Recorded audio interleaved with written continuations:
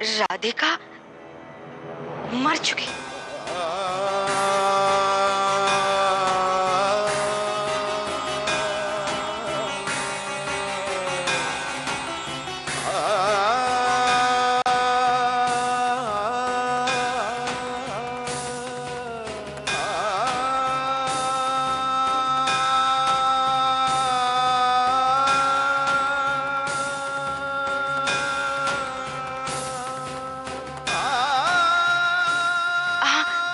हम सच कह रहे। पिछले 2 दिन से हमारे साथ रह रही थी। वो राधिका नहीं थी देव, वो राधिका का भूत था। भूत। का बके रही हो बहू? होश में तो हो ना? हाँ दाई माँ, हमारा यकीन कीजिए, हम झूठ नहीं बोल रहे। हम अभी अभी सासू माँ जी की बात सुनकर आए हैं। सासू माँ अपने कमरे में इनसे ये बात कर रही थी तो हमने सुनी। देव, अगर तुम्हें हम पे यकीन नहीं है तो सासू माँ से या फिर हमारे इनसे पूछ सकते हो। मैं अभी उन दोनों से बात करना चाहता हूँ। अब जाके बुला के लाइए।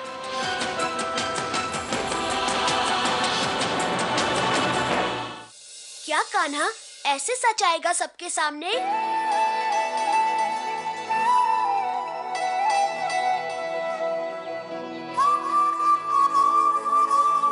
तेरी ये मुस्कान मेरे सवालों का उत्तर देने के बजाय उन्हें और उलझा रही है। आप तो बड़े अधीर हो रहे हैं दाऊ।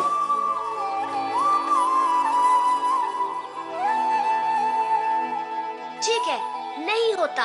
अब राधिका के अपराधी का सच सबके सामने आ जाएगा ना। चलो फिर हम भी अपने धाम चलने की तैयारी करते हैं। से दाऊ? अभी से मतलब जाना नहीं है क्या?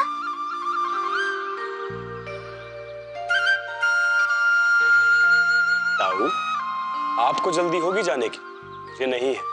मन लग गया क्या इस दुनिया में? नहीं दाऊ, अभी काम पूरा कहाँ हुआ है। और क्या बाकी है? सबको पता चलने ही वाला है कि ये बात मेरी परम भक्त राधिका के विश्वास की है। उसने अपना सारा जीवन तो क्या, मृत्यु शैया तक पहुंचकर भी मुझ में अपना विश्वास नहीं खोया। अगर आज मैं यहां से चला जाऊंगा तो संसार का कोई भी व्यक्ति भगवान पर विश्वास नहीं करेगा। राधिका के अपराधियों को दंड भले ही मिल गया हो, लेकिन राधिका को न्याय मिलना अभी बाकी है। उसे जब तक वो सब नहीं मिल जाता जो उसने खोया है, मुझे तो यहाँ रहना ही होगा दाऊ। तू जानता है ना, अवतार के रूप में हम भी विवश हो जाते हैं। ये दुनिया कलयुग है, यहाँ पे रहना आसान नहीं है। यहाँ इंसान भगवान को भी चकमा दे देता है। यहाँ धर्म हार जाता है और अधर्म जीत जाता है। जानते हैं दाऊ ऐसा क्यों होता है? क्योंकि लोगों की आस्था भगवान के प्रति टूट चुकी है।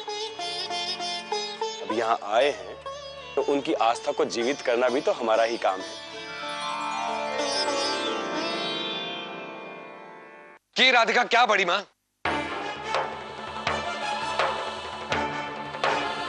राधिका, बताइए ना हम सब कि राधिका मर चुकी है।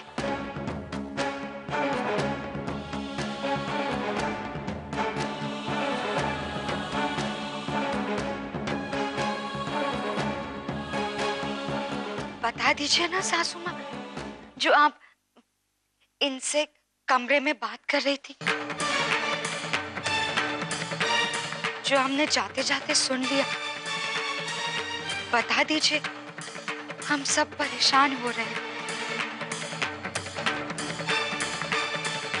और देव, आप चुप क्यों हैं सासू माँ?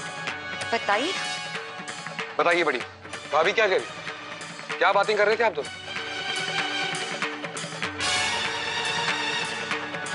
बड़ी माँ, मुझे सच जान, वो भी अभी।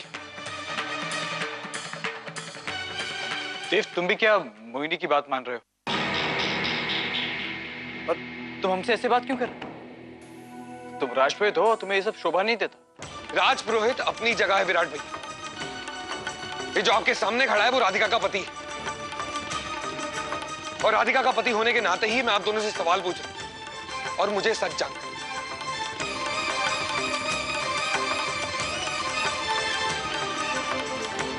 ऐसा कुछ है जो आप दोनों मुझसे छुपा रहे हैं, मुझे वो सच जानना है।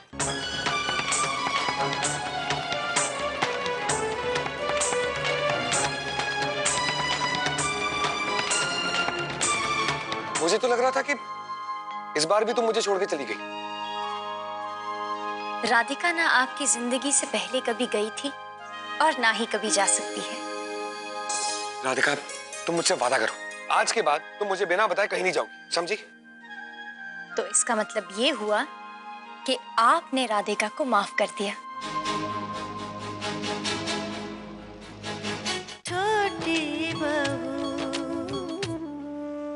छोटी बहू। ऐसा कुछ है जो दोनों मुझसे छुपा रहे हैं, मुझे वो सच जानना है। देव, तुम हमारी बात का विश्वास क्यों नहीं कर रहे हो?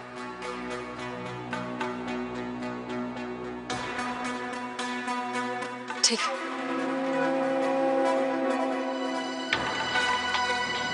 मैं विराट की कसम खा के कहती हूँ, मोहिनी ने जो कुछ भी तुमसे कहा वो सब झूठ है।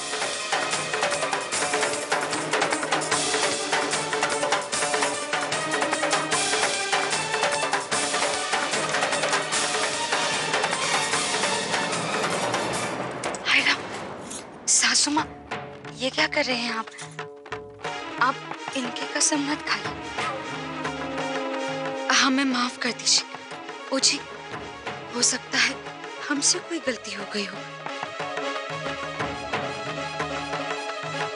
सासू माँ, इसलिए आपको अपने बेटे की कसम खाने की क्या जरूरत है?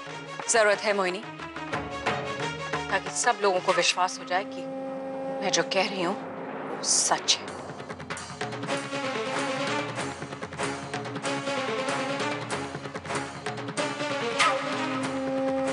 क्या भाभी, आप ही कुछ भी सुनकर आती है? एक बार सोचा तो होता बोलने से पहले।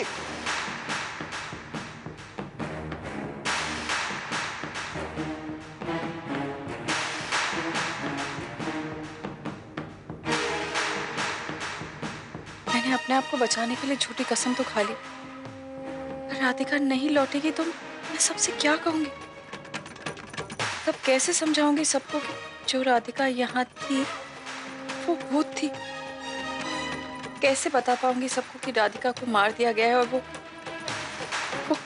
कभी वापस नहीं आएगी?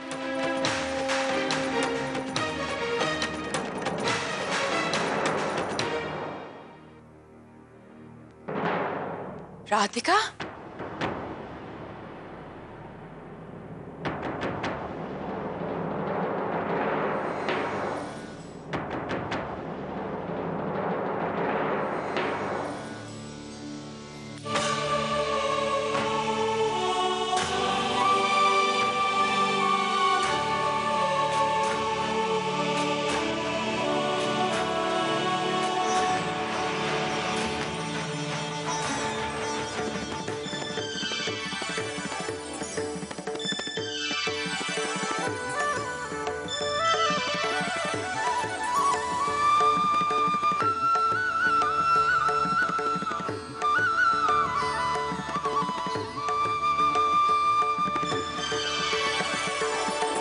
राधिका, तुम कहां चली गई थी? यहाँ सब लोगों को कितनी फिक्र हो रही थी तुम्हारी।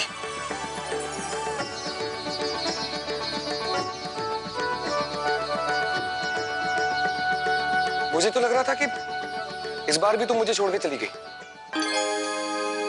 राधिका ना आपकी जिंदगी से पहले कभी गई थी और ना ही कभी जा सकती है। राधिका, तुम मुझसे वादा करो, आज के बाद तुम मुझे बिना बताए कहीं नहीं जाओगी, समझी? तो इसका मतलब ये हुआ कि आपने राधिका को माफ कर दिया।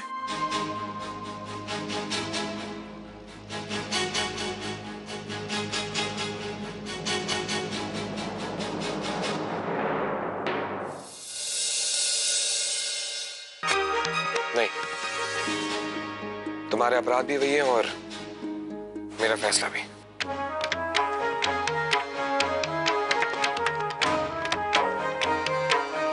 राधिका, मोको मोरी आवाज वापस मिल गई। राधिका, मोको कान्हा के दर्शन हुए। पता चला दाई माँ, जानकर बहुत खुशी हुई। पर तू रही कहाँ? यहाँ सब लोग तो को ढूंढे रहे।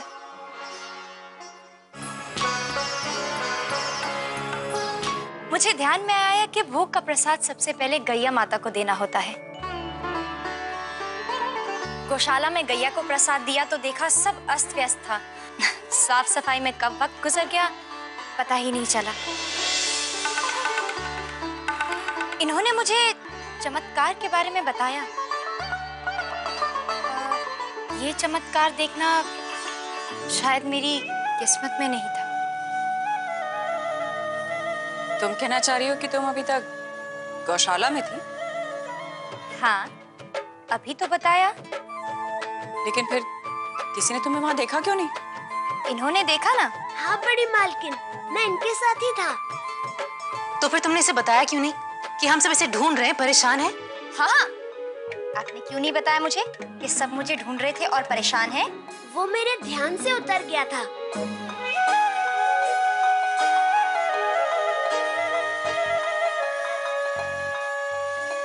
ये तो गई नहीं। राधिका गई थी प्रसाद देने, और अब आप सबको भी प्रसाद मिल सकता है।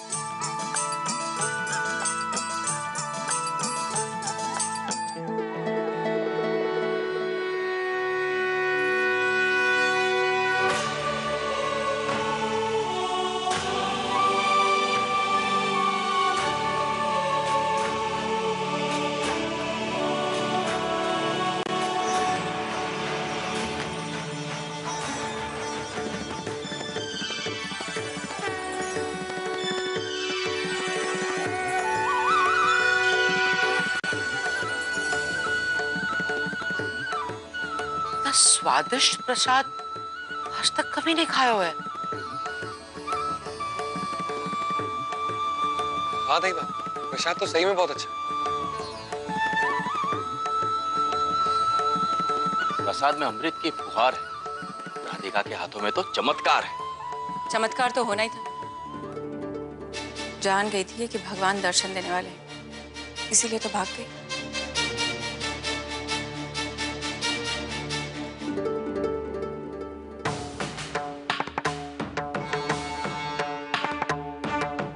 आपको हुए थे दर्शन? हाँ, हाँ। सुना था आपकी आंखों में जलन हुई थी और आप अपनी आंखें खोल नहीं पाई। नहीं, ऐसा कुछ किसने कहा तुमसे? मुझे दर्शन हुए थे। अच्छा तो बताइए, कैसे दिखते हैं कान्हा?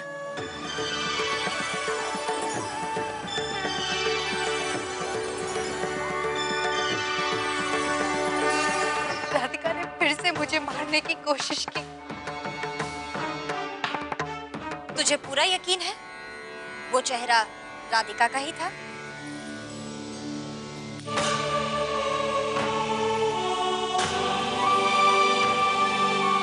छोटी बहू, छोटी बहू। अच्छा तो बताइए ना, कैसे दिखते हैं कान्हा? क्योंकि मैंने तो कभी नहीं देखे। वो सुंदर दिखते हैं।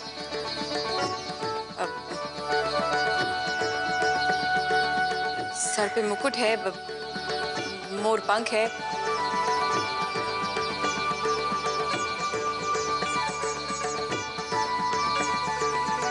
हाथ में बांसुरी है। अच्छा है, कान्हा के सामने कान्हा का ही विवरण।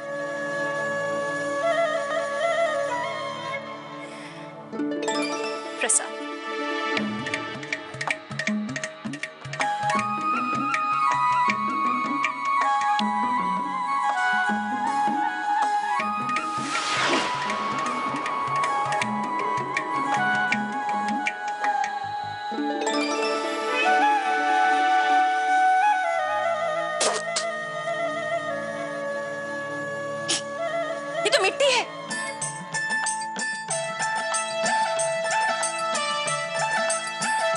कैसी बातें कर रही है बढ़िया। प्रसाद मिट्टी कैसे हो सकता है? लगता है मन में भक्ति नहीं है, इसलिए मीठा प्रसाद भी मिट्टी लग रहा है। भक्ति है, इन्होंने दर्शन भी किए हैं, अभी इतना अच्छा विवरण भी दिया है कान्हा का। तो सबकी तरह इन्हें प्रसाद में ऐसा दिव्य स्वाद क्यों नहीं आ रहा? आएगा, प्रसाद में स्वाद जरूर आएगा। क्यों बड़ी माँ?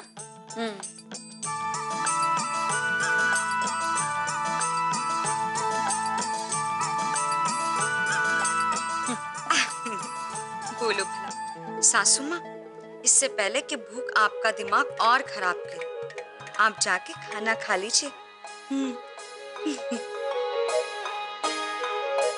और प्रसाद लेंगी आप? नहीं बस प्रसाद से पेट थोड़ी भरना।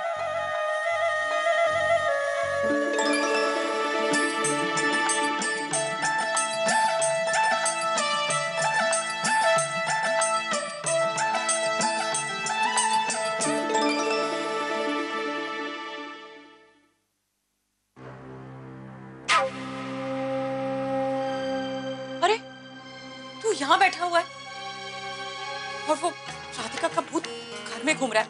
अरे कुछ सोच, ऐसे ही बैठा रहा ना तो वो भूत हमें मार देगा। भूत क्या मारेगा मम्मी? इससे पहले तो आप ही मुझे मार डालें। क्या? ये क्या कह रहा है तू? क्यों? झूठी कसम नहीं खाई आपने? तूने उस झूठी कसम को दिल पे ले लिया? किसी की झूठी कसम खाने का मतलब क्या होता है मम्मी? हाँ, यही ना, जिसके सर पे हाथ रख के कसम खाई है और झूठ बोला है वो मर जाता है, जानती है ना? और अपने बेटे को ही। तूने मुझसे कहा था ना कि राधिका का सच किसी के सामने नहीं आना चाहिए। हालात ही कुछ ऐसे हो गए थे कि खुद को सच्चा साबित करने के लिए मुझे तेरी कसम खानी पड़ी। और अब तेरी उस बेवकूफ बीवी ने तो सबके सामने जाके कांड किया ना। मोहिनी तो बेवकूफ है, उसकी बात कैसे भी टाली जा सकती थी। तू क्या हो गया तुझे? आप है ऐसी कसम खाने से कुछ नहीं होता, समझा ना? तू बिल्कुल फिक्र मत कर।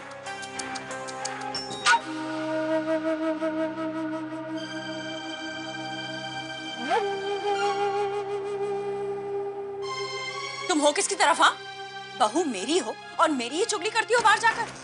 लेकिन बात तो ये नहीं है ना सासू माँ, जो हमने सबको जाके बताई। बात तो ये है कि आपने हमारे इनकी झूठी कसम खाई। अब आप ही बताओ क्या होगा हमारे सुहाग का। सासू माँ, हमने इतने मुश्किल से करवा चौथ के लिए नए कपड़े बनाए, नए गहने बनाए। ओ जी, अब क्या होगा? मैं सिर्फ अपनी नई साड़ी नहीं कहने को पड़ी हुई है, अपने पति का कुछ नहीं। अरे तुम जैसी बीवी जिसकी हो ना, उसको तो शादी से पहले मर जाना चाहिए। ओ जी, ऐसी बात मत कीजिए, सब ठीक हो जाएगा। चुप करो, बकवास बंद करो, ज्यादा फिक्र मत करो। तुमसे ज्यादा मुझे फिक्र है विराट की। कुछ नहीं होगा विराट को। अच्छा, लेकिन उनके सर पे तो आपने हाथ रखा था ना। कसम खा ली ना तो कोई बात नहीं। इस बार जब तुम करवा चौथ का व्रत रखोगी ना तो थोड़ा दिल से रख लेना। कुछ नहीं होगा विराट को, समझी?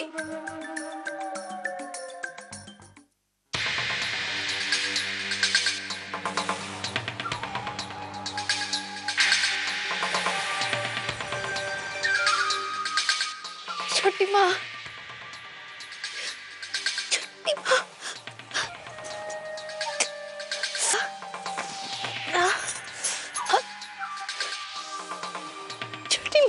बरखा, बरखा क्या हुआ? मोहिनी, मोहिनी, इससे क्या हो गया छोटी माँ? क्या हो गया इस लड़के को?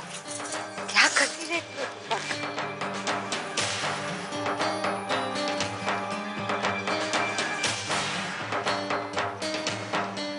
बरखा ऐसे रोते नहीं है। बताओ तो हुआ क्या है?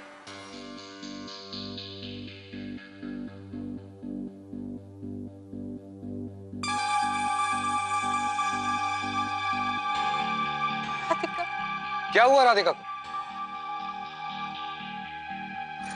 उसे कुछ नहीं हुआ देव। राधिका ने फिर से मुझे मारने की कोशिश की।